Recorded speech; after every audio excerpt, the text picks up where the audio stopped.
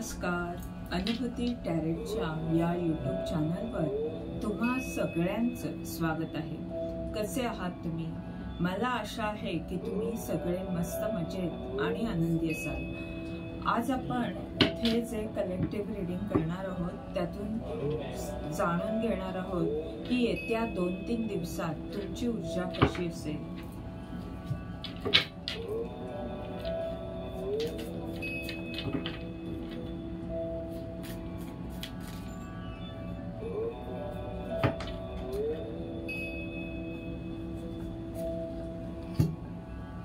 The Dream,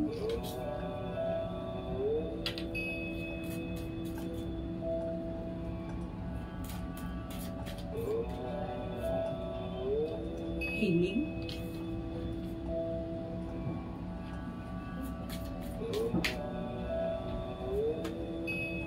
Courage,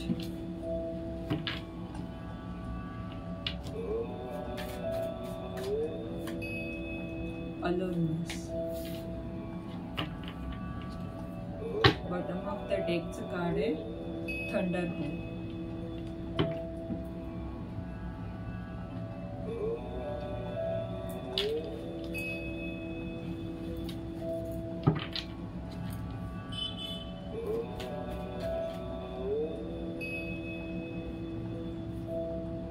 nine of pentacle the ड्रीमच्या कार्डच्या खाली. हिलिंगच्या खाली आहे नाइन ऑफ वॅन्ड.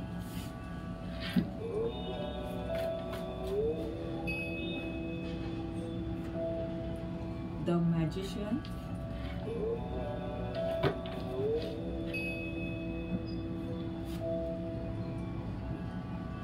Justice, Judgment. आणि बॉटम ऑफ द डेकचं कार्ड आहे 3 ऑफ वॅन्ड.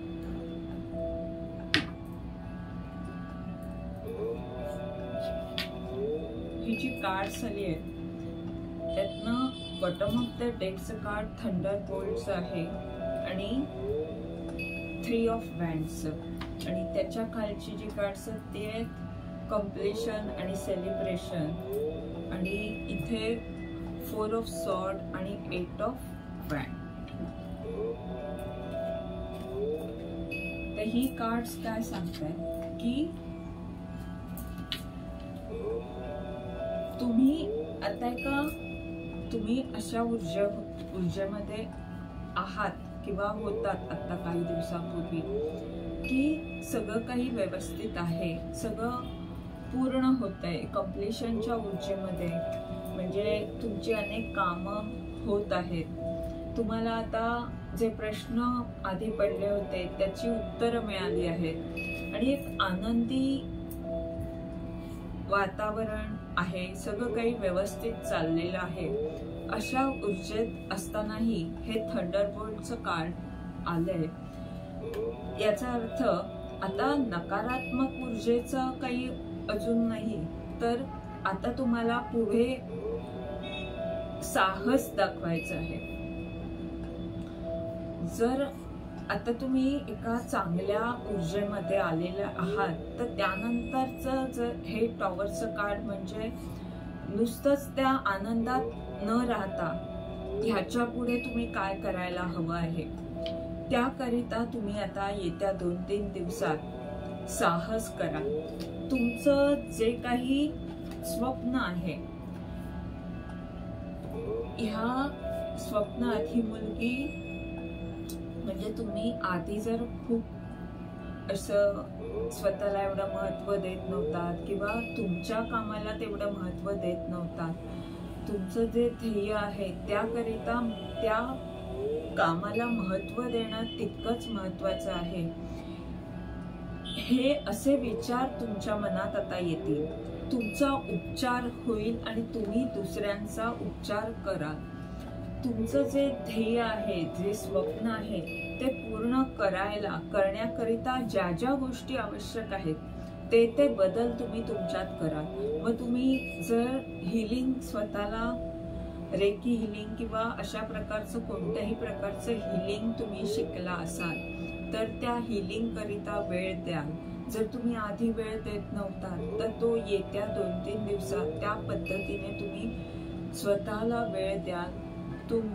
आणि हे सुद्धा आहे की कदाचित तुमचं स्वप्नच हिलरचं असू शकतं, किंवा दुसरं जरी तुमचं काही स्वप्न असेल तर त्याकरिता साहस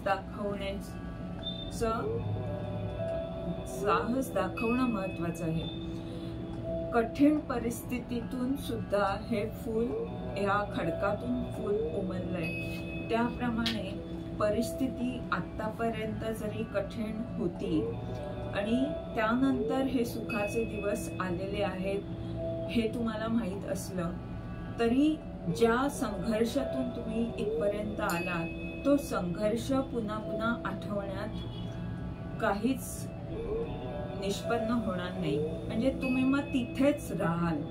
त्यापेक्षा तुम्ही ह्या संघर्षातून आलात याबद्दल स्वतःला शाबासकी देऊन अजून पुढे तुम्हाला जे ध्येय गाठायचं आहे, जे काही करायचं आहे, जे स्वप्न आहे ते पूर्ण होण्याकरिता जे साहस हवं त्याकरिता तुम्हाला पुन्हा स्वतःला अलोननेसचं हे काळ म्हणजे स्वतःला, आपण प्रत्येक जण जीवन यात्रेवर एकटेच असतो. जरी आपण कुटुंबाबरोबर असलो तरी आपण एकटेच असतो. तर तुमच्या ह्या एकट्या प्रवासावर म्हणजे स्वतःवर विश्वास ठेवून पुढे साहस दाखवणं हे आता येत्या 2-3 दिवसात तुम्ही कराल. स्वतःवर विश्वास ठेवाल आणि पुढे जाल. मग ते तुमचं जे काम आहे त्यात आता इथे अलोननेसचं हे कार्ड आणि साहसचं हे कार्ड जे सांगतंय त्यात हे सांगतंय की तुम्हाला जिथे कुठे भीती वाटते, एखादी गोष्ट करण्यात भीती वाटते, तर स्वतःवर विश्वास ठेवून ते साहस तुम्ही करणं आवश्यक आहे आणि येत्या 2-3 दिवसात ते तुम्ही करा. आणि म्हणूनच इथे थंडरबोल्टचं कार्ड आलंय. म्हणजे ती नकारात्मक ऊर्जा असलीच तर ती भीतीची सुद्धा असू शकते, किंवा नवीन काम करायला जे साहस लागतं ती भीती सुद्धा असू शकते. तर तो जो एकटेपणा असतो की आता मी हे कसं करू, त्याच्यावर तुम्हाला मात करायची आहे.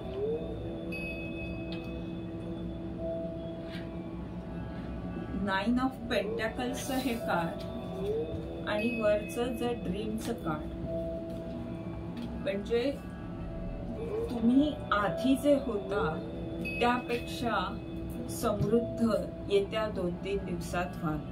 काही ना काही बदल तुमच्या आयुष्यात घडतील.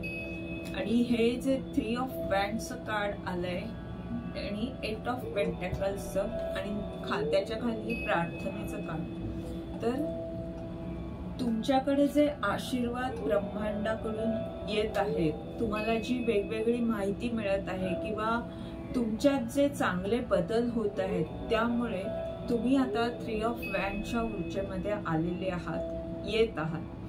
हे बॉटम ऑफ द डेकचं कार्ड आहे, म्हणजे आलेले आहात. आता तुम्ही ते नियोजन करत आहात की कशा प्रकारे तुम्ही हे ध्येय गाठू शकतात.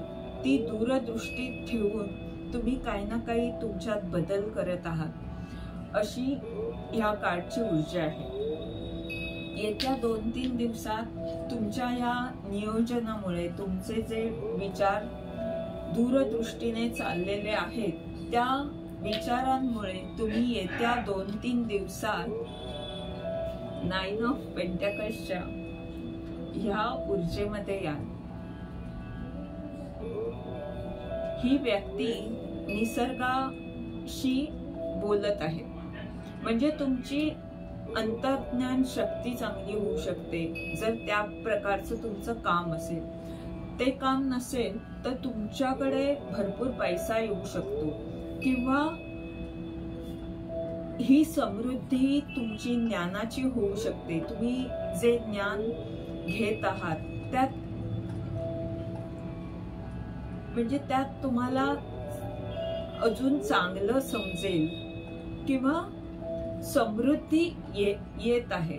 तुम्ही तुमच्या घरात एक चांगलं वातावरण असेल किंवा तुम्ही चांगल्या मूड मध्ये असू शकता. स्वतःला वेळ द्याल, स्वतःच्या दिसण्यावर किंवा स्वतःवर जे प्रेम करायला हवं त्याकरिता वेळ काढाल येत्या 2-3 दिवसात.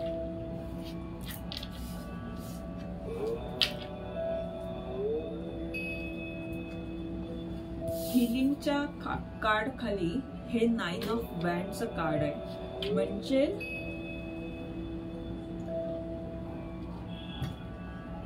ही तुमची जर ऊर्जा होती कुठे तर तिचा उपचार होईलच.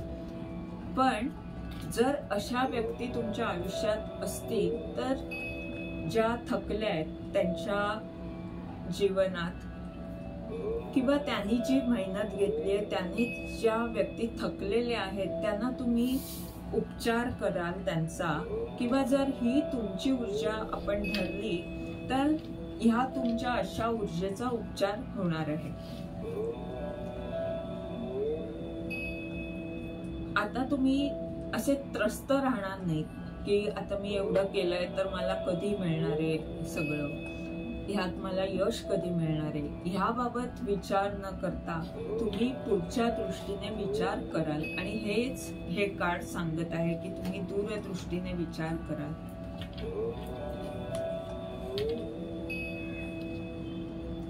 मॅजिशियनचं हे कार्ड करेजच्या कार्डच्या खाली आहे.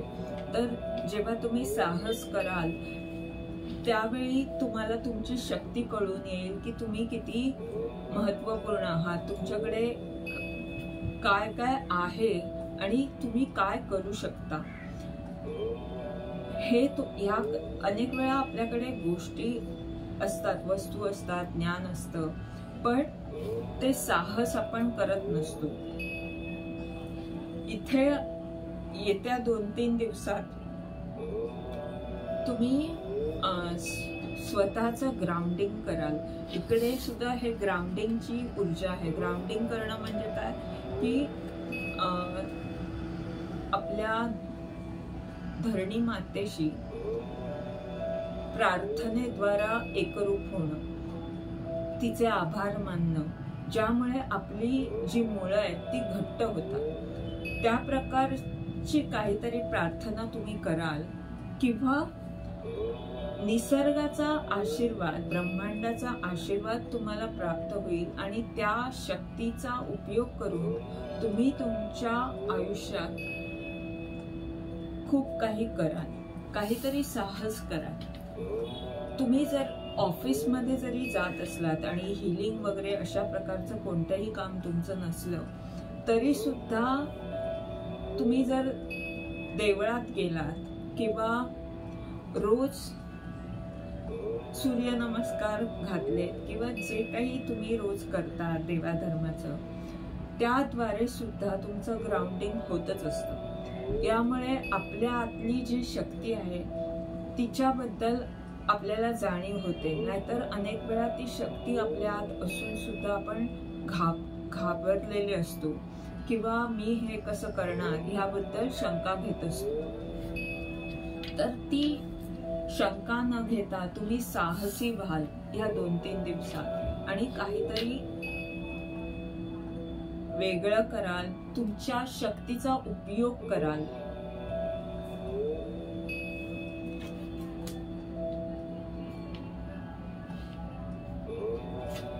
अलोननेसचं हे जे कार्ड आलेलं त्याच्या खाली हिलिंग जजमेंटचं हे कार्ड आहे, हिलिंगचं कार्ड आहे. म्हणजे ह्या 2-3 दिवसात तुमचा जो एकटेपणा होता त्याचा उपचार होऊ शकतो.